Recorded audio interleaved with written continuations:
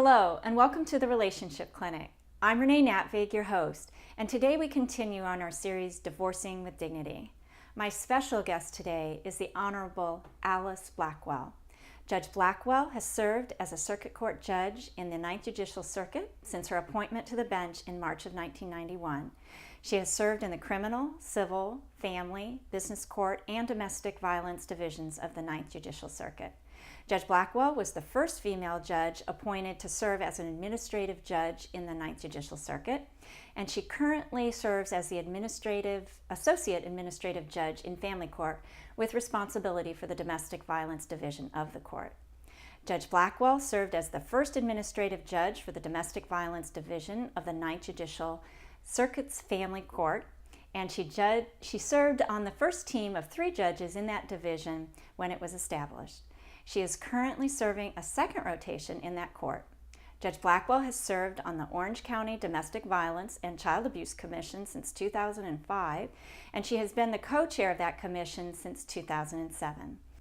Since becoming a judge, Judge Blackwell has received the 2018 Chief Justice Award for Judicial Excellence.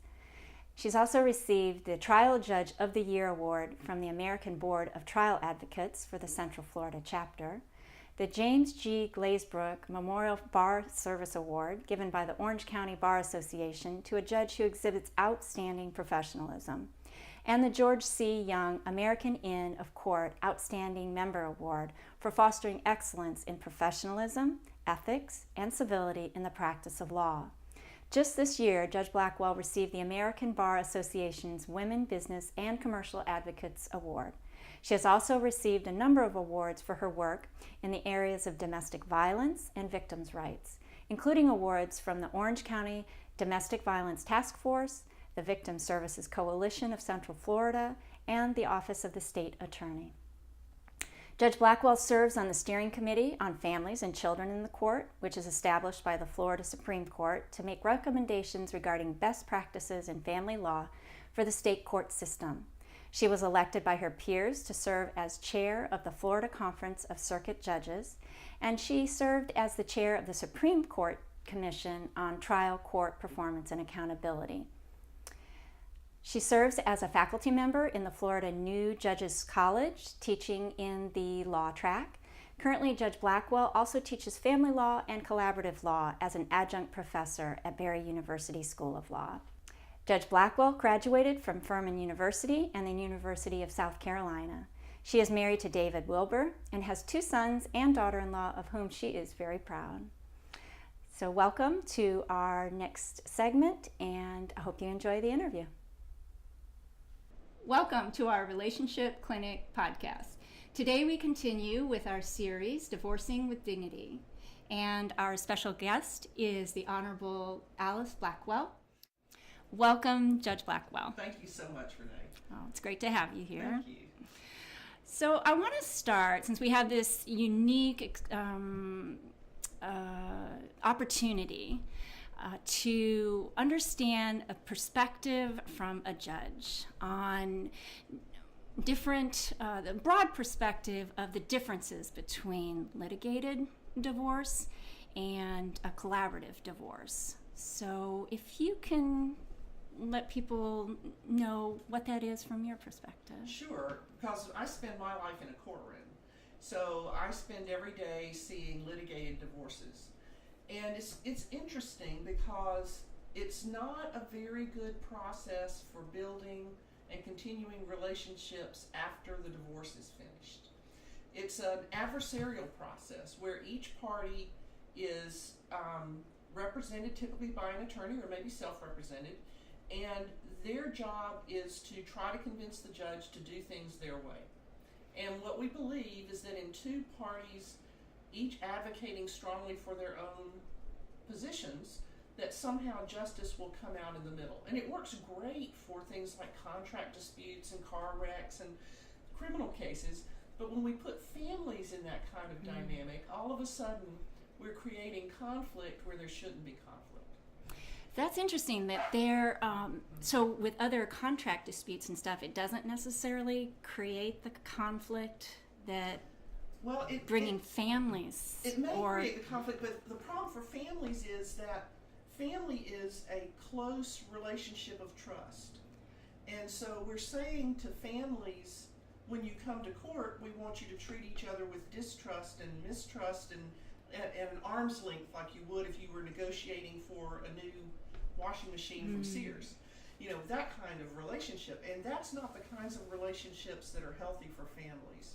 So court sort of pushes people into a model of being adversarial that really doesn't work for families that are going to need to continue to co-parent or work together after the divorce is finished. That's a good point, that it's a different, the intention for how things will go forward from that point on is totally different than resolving something and then moving on separately from each other. Right, This exactly. is resolving something, and now you're still going to be together Right. as a family. It's going to be a different family, but it's still going to be a family. Well, and even in a litigated case, theoretically, we don't want the parties talking to each other, because if you have Ever lawyers, again. your lawyers say, talk to me, don't talk to each other.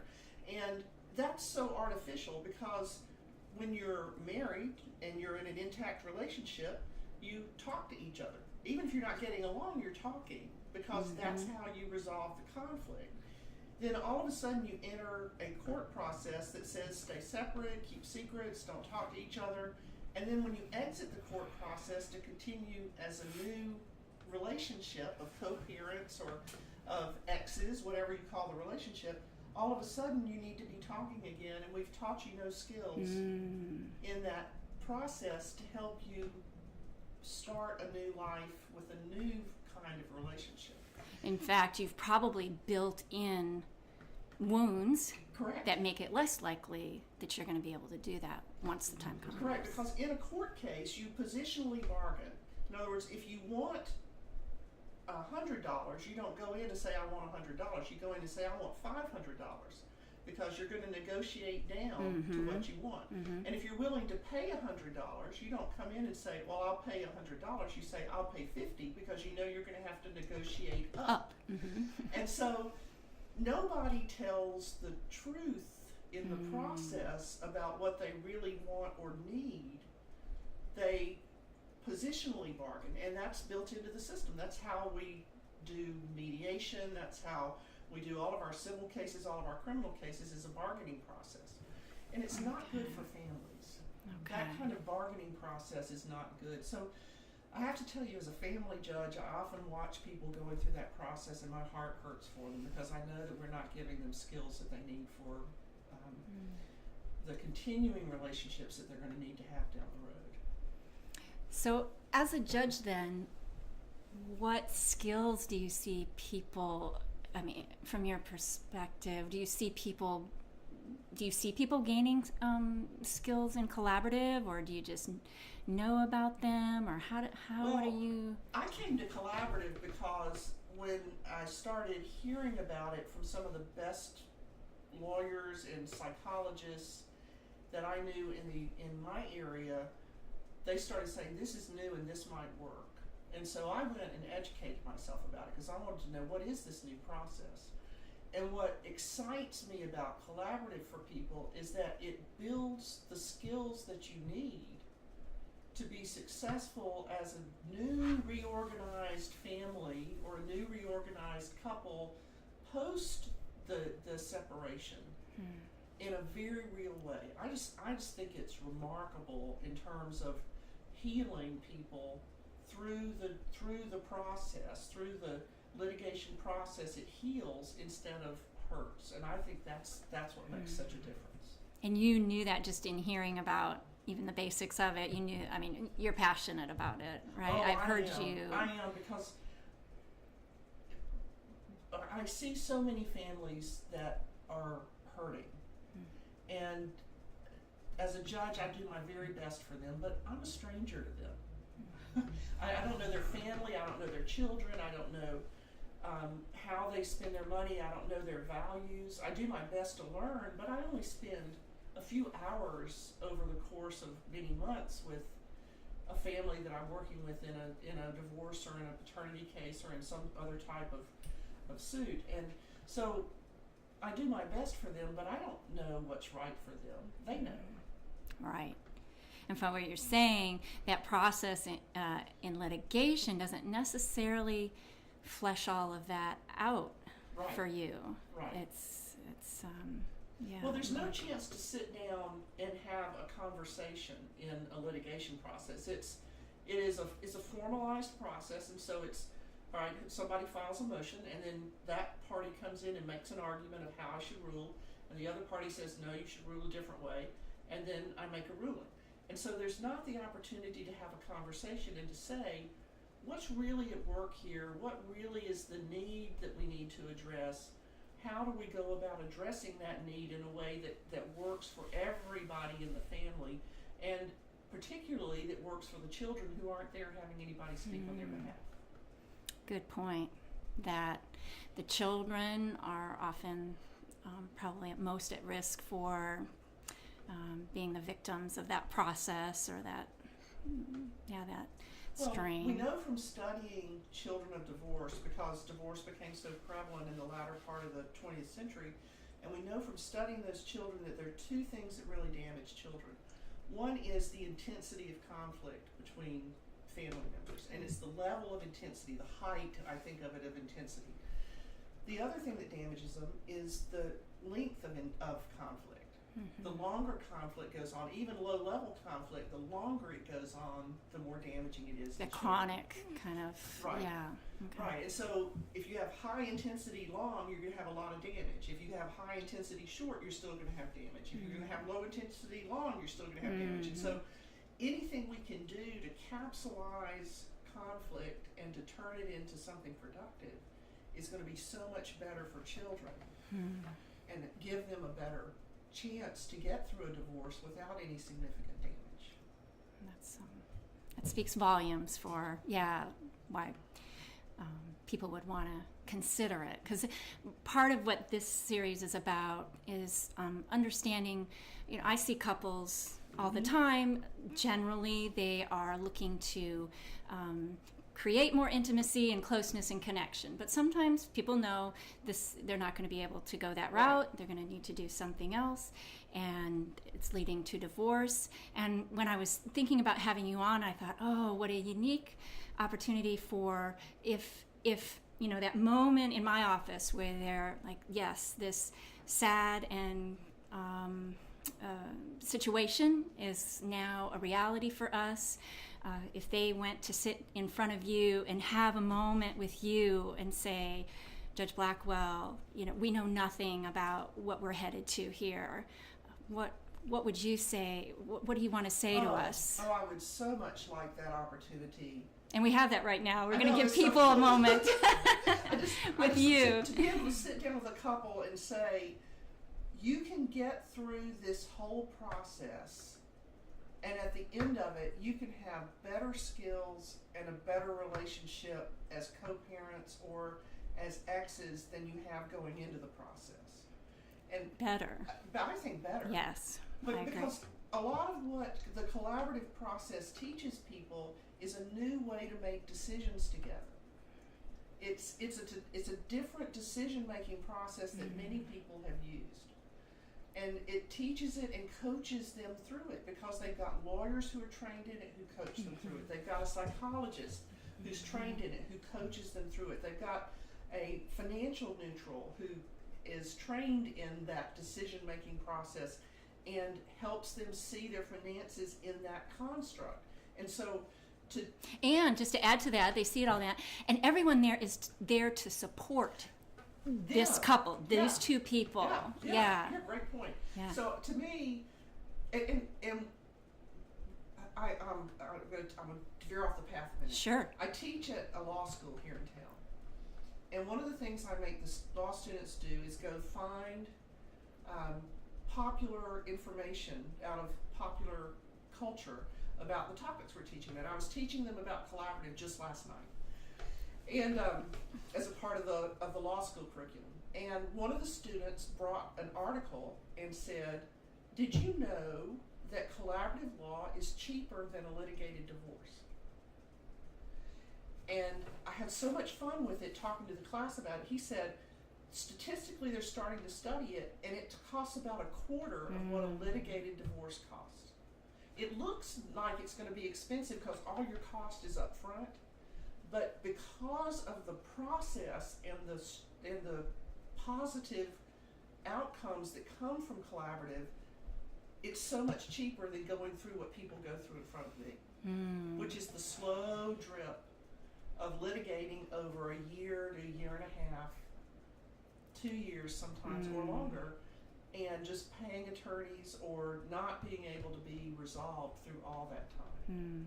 Back and forth and keeping that level of conflict and keeping that level of that intensity of conflict all that length of time, instead of being able to contain it, to control it, and to modify it so that it doesn't have to be interpersonal conflict.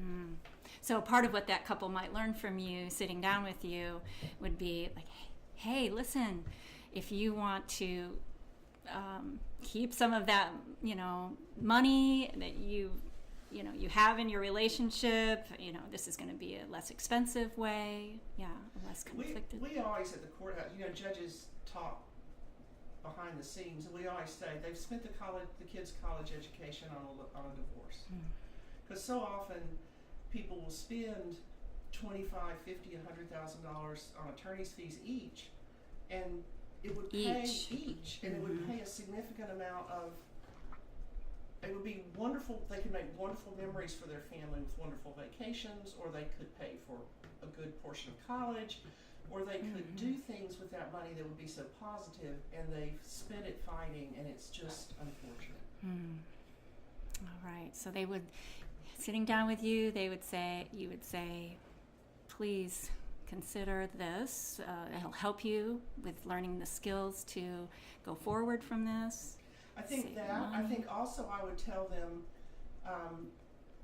that if they end up in front of a judge, having a judge make the decision, that they have lost something valuable. And what they've lost is the ability to make their own decisions about their lives. They have lost that ability. If they're letting a judge make the decision, they've abdicated to somebody else their decision making. And Americans, we like to make our own decisions. We think that's an important thing. And so to give that up voluntarily and to say, I'm going to let somebody else decide when I see my children, or how my money is going to be spent, or how my life is going to be in the future, it makes no logical sense to me when somebody really thinks about it. I think people enter it out of hurt and anger and don't think through to the end result and what it's going to mean to them to go through the process. In that hurt and anger, what do you suppose they're looking for then in maybe that litigated way?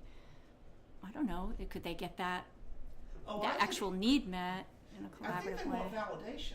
I think they want validation that the way they feel about being divorced, the wrong that they feel and the hurt that they feel is real and is honorable, and that they have been hurt. I think they're grieving, and they want somebody to recognize their grief and speak to that.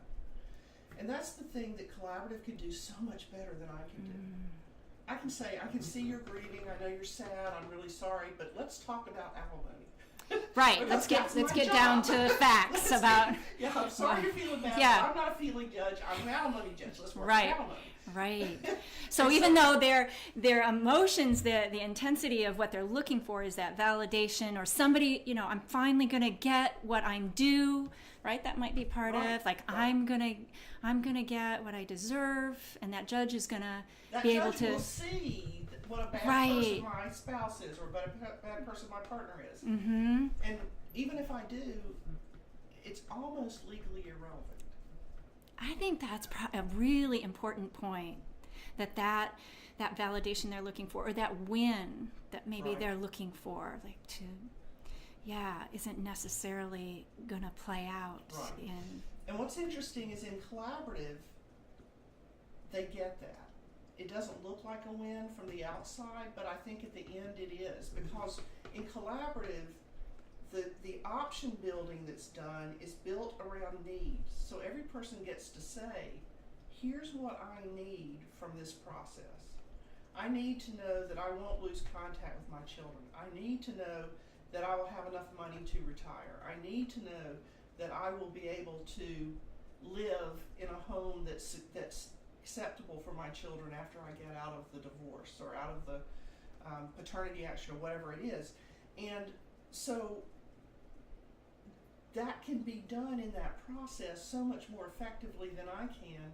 And with the help of the lawyers and the psychologists particularly, those emotional needs, the grief, can be acknowledged, spoken about, and dealt with.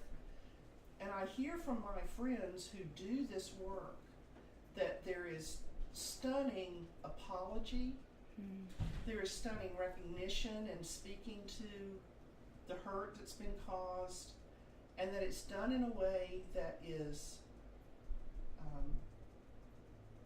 productive.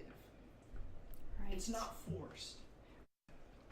So when you were talking about needs and how those can really get addressed in collaborative, I think that's what strikes me about collaborative, is that people have a chance to really slow down and understand that at the deeper level, what it is that they're looking for, what matters to their family, and that they can come together to figure out how to make that happen. They're not sitting in defense of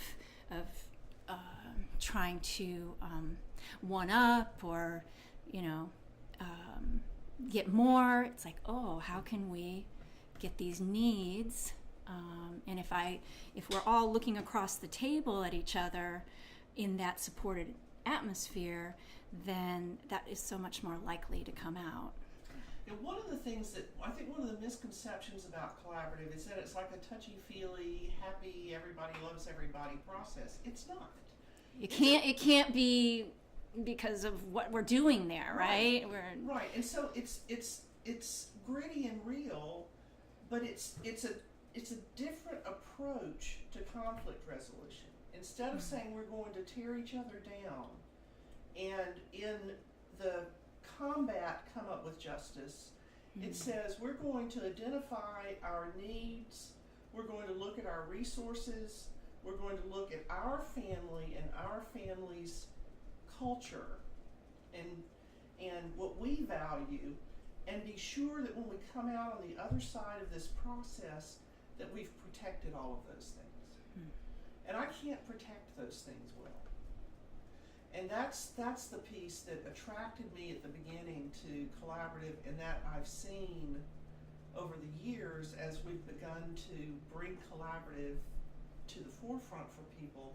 That's the part that I've seen that is just so valuable. I do my best every day. People bring their cases to me. Every single day I do my very best to give them the best decision I can. But my heart breaks for them because they walk out of the door and they haven't gotten what they needed.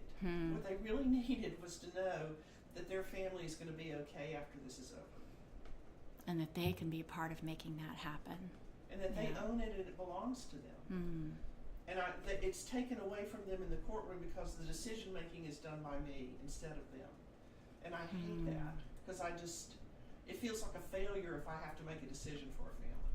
And that, you mentioned that a little bit ago, how maybe from the outside, if people have heard about it, or maybe they've even talked to attorneys that say, oh, you don't want, well, I guess they're obligated to say these are your options, but they might not necessarily advise their client to do not that. Every attorney understands collaborative, because if you haven't been trained in it, and if you haven't yourself lived it, you can't know it.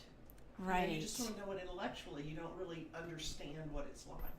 So that impression then might be that it's somehow you don't have the opportunity to get as much as you want, or I don't know, maybe like it's softer, like it's almost wimpy law or something. Law. I like it, yeah. But it's not. And the law is respected in the process. Nobody tosses the law out the door because the law says what it says, and we operate within that, even in the collaborative model. But here's what collaborative can do that I can't. My hands are tied about certain things. My hands are tied by the law. I have to order certain things to be done in certain ways. In the collaborative process, people can be creative. If it doesn't work for them to do it the way the law says, and they want to waive that and change it, they can. I can't do that. I can't look at a situation and say, gee, the law says I have to do this, but that's the wrong thing for this family. I want to do this. I don't get to do that. I have to follow the law.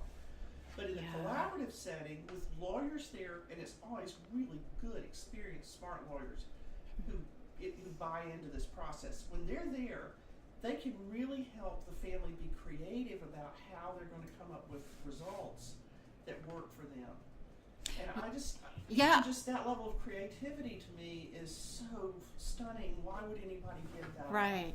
And I not knowing, if people don't know about collaborative, that it's true, right? That they can come to decisions about anything from finances to time sharing to house stuff, that a judge would never be able to say, hey, I think this would be really good. Like, you can't do those kinds of things, right? As a judge, you cannot. Exactly right. Legally, it's just not allowed. But if people make those decisions and then bring them to you, I'm and allowed say, to accept them. Yes. Yes. Yeah. Okay. I can't order them, but I can accept them. Yeah. And that's a really good point. So something you said I think was really important, and I don't want it to go by unmentioned. If someone has any indication at all that they would consider collaborative, my advice would be talk to a lawyer who does collaborative work about it. Don't rely on just any attorney that you go talk to. Okay. Because not every family attorney knows. Make sure if you have any interest at all in what collaborative has to offer, that you go find a lawyer or a psychologist or a mental health professional or even financial a CPA who has actually done the work, and talk to them about it before you discard it. Because I think not every lawyer that you talk to and not every psychologist or mental health professional you talk to does know. Okay.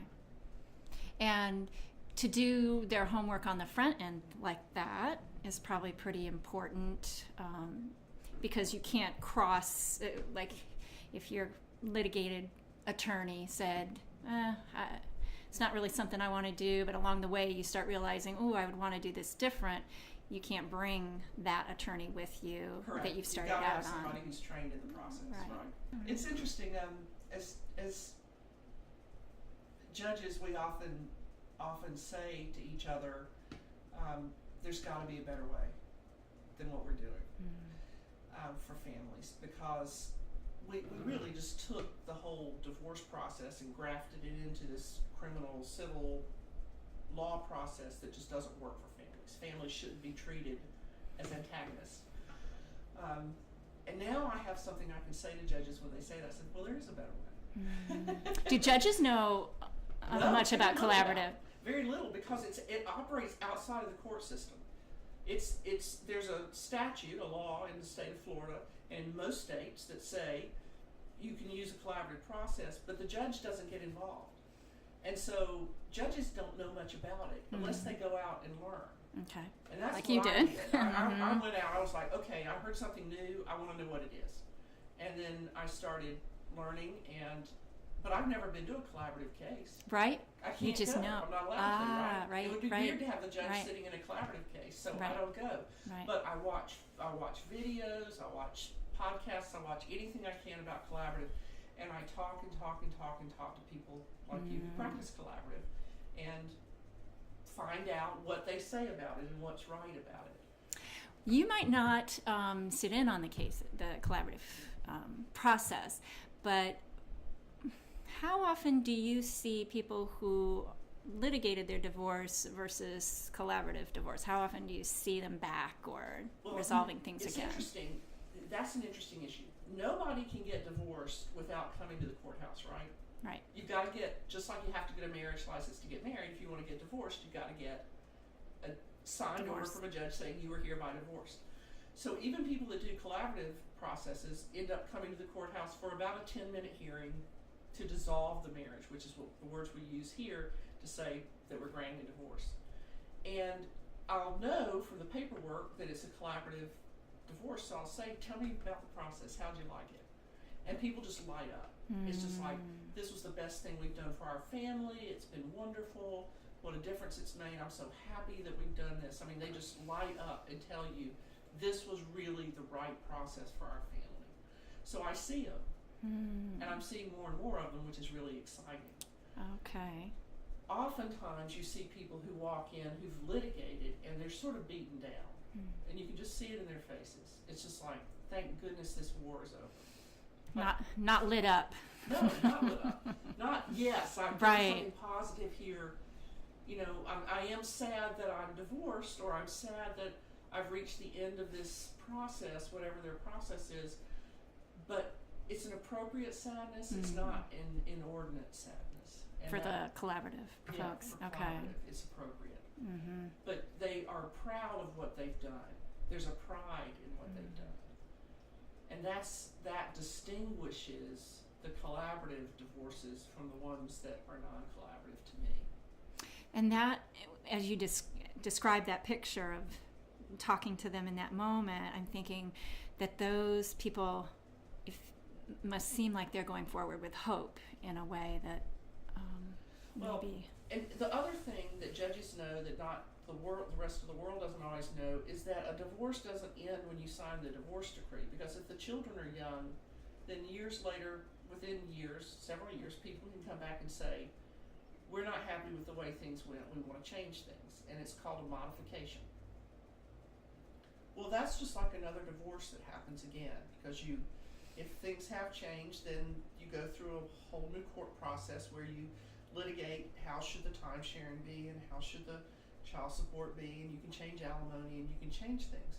So there's never an end to the conflict. If your model is, if we get in conflict with each other, we're going to go find a smart person wearing a black robe to tell us the result of our conflict, then that's the process that we use over and over and over and over again every time we come into a conflict that we can't resolve. In collaborative, because people learn a conflict resolution process that they control and that they can do themselves, we don't see those cases coming back. Yeah. Because people now go, oh, well, if we have a conflict, let's sit down and let's say, what do you want? What do I want? All right, we know what we each want and they don't fit. Okay, how can we take the resources that we have and work towards getting each of us as much of this as we can? And so they have we've taught them in the collaborative process, they have learned a brand new way to resolve conflict. And it's not just in their head, it's they've experienced it, they've felt it, right? It's cellular, right, they've lived right, it. Yeah. Right. It's not a theory. Yeah, and so they can do it, and then they don't need me, because they don't have this paradigm, this idea that every time we have a conflict about our children that we can't resolve, we run to the judge. I was on the family law bench, I don't know, 14 years ago, 15 years ago. Worked with a family that had a young son. Terrible conflict. I poured my heart out for that family. I did everything I could to do a good order and to put everything in order for them so that they could go forward and co-parent. 14 years later, I came back on the family law bench. They make judges rotate, so I've been through criminal, I've been through civil.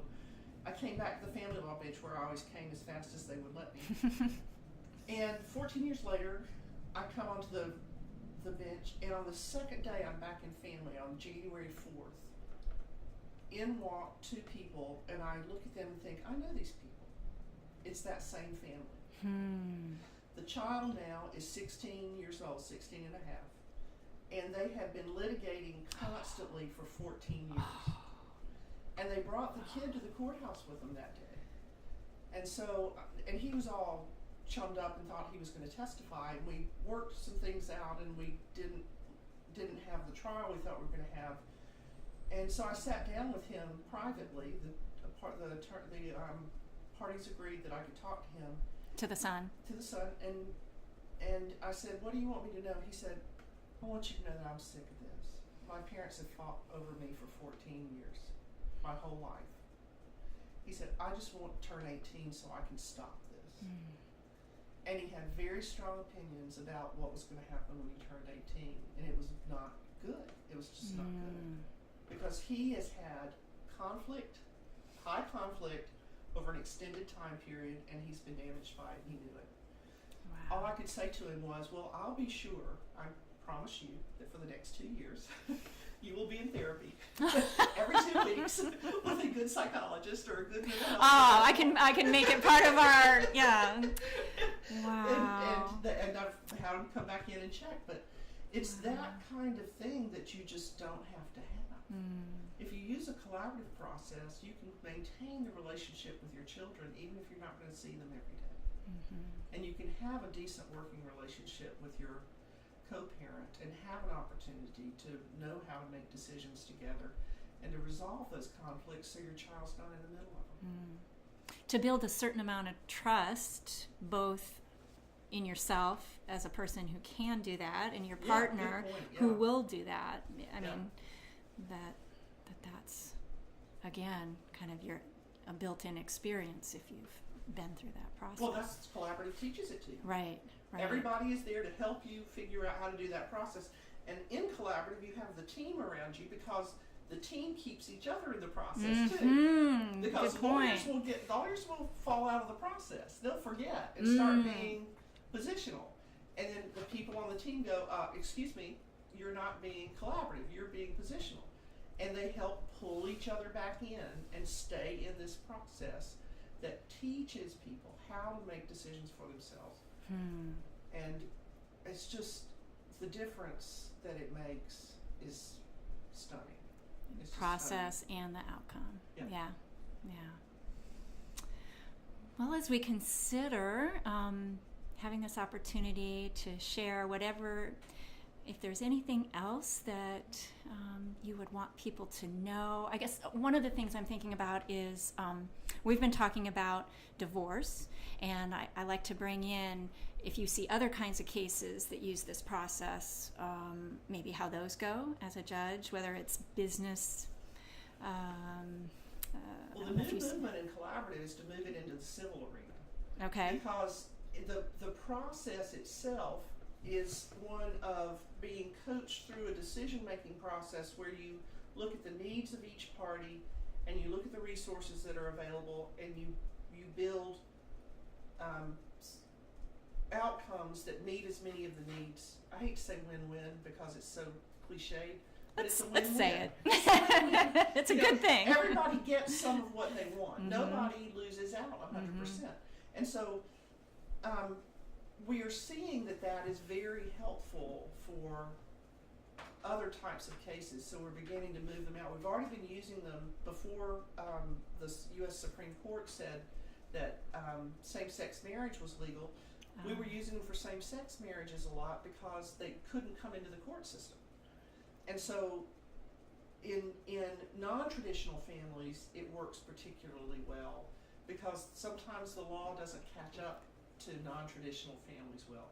But we're moving it out into the civil arena, and I think it will just continue to expand. Okay. So what does civil cover then, if you wanted to explain that to people who are watching? Contract disputes, where people have entered into contractual or business arrangements.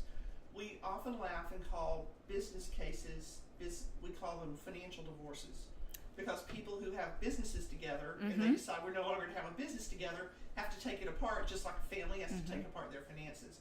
And so in those areas, collaborative fits beautifully. You just take it and lay it over that process and go, okay, we've got two people who own a business together and they need to get out. What do each of them need? What are the resources we have available? How can we make that happen? It just it fits the process perfectly.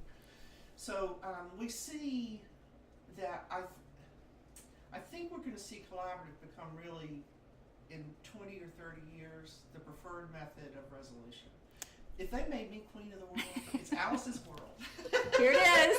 If it was my world, I would make people try a collaborative process for every family law case first before they could come into the court system. The only ones that I could think of where that would make no sense is if you have someone with an active mental health issue who just can't communicate and effectively, is not capable of communicating, or sometimes people who are actively addicted because the addiction gets in the way. But my friends who do the collaborative process tell me, no, we can really work well and almost better than the court system can with somebody with an active addiction. Okay. So, and we're starting to study the use of collaborative in domestic violence cases. Because one of the big issues about enacting collaborative litigation was to make sure that folks who were survivors of domestic violence didn't get forced into it.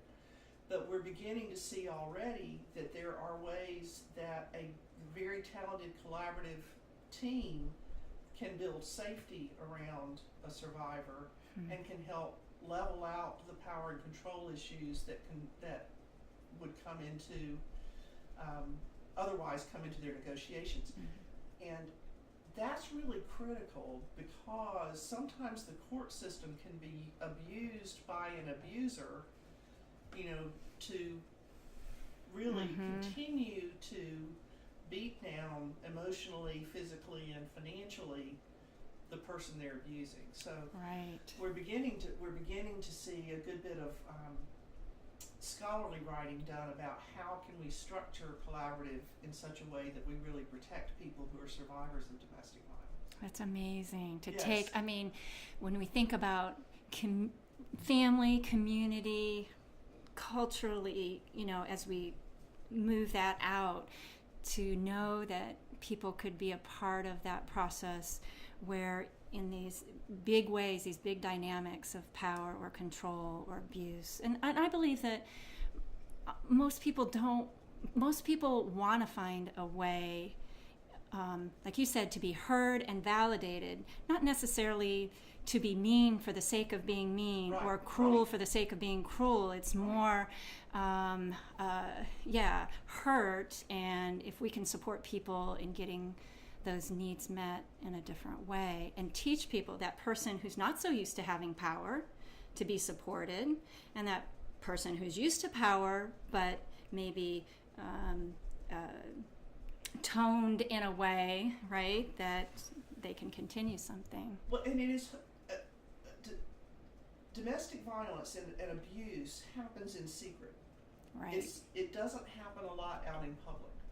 So as soon as you wrap a process around that, as long as there's physical safety, as long as we're not dealing with somebody being physically unsafe, if you can guarantee physical safety, by wrapping that process around, you really begin to balance out the power and control issues.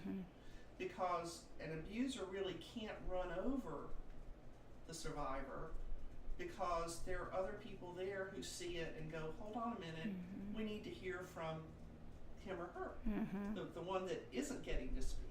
Right. And so, and a lot of those issues of male privilege that come up frequently in domestic violence situations, a lot of the sort of skewed thinking that comes into those arenas can be brought out and understood and addressed in a collaborative process in a way that I can't. Right. I can't do that. I can see it, and I can be the big powerful person that says to the person who's trying to exert power, stop. But I can't help balance it as well as it can be done when you have this team built around the folks. Right. To continue a conversation that, like we were saying, kind of fleshes out, helping that person say more of what they want, and really maybe that person in power feel more at ease as well, having things contained. That there, and that's one thing about collaborative is that there's support, with both of those attorneys. You have two attorneys, right? But they're not fighting attorneys, right? So that person on the other side, that attorney, of course they're there to advocate for their client, but not in the same way, right? As so that person isn't getting, I don't know what to say, attacked. I think attacked is the right word. Right. Yeah. So that other attorney is not treating them that right, way. Right. Right. Yeah. So I really see hope for as more practitioners of collaborative begin to work together and begin to use the process and develop skill in the process.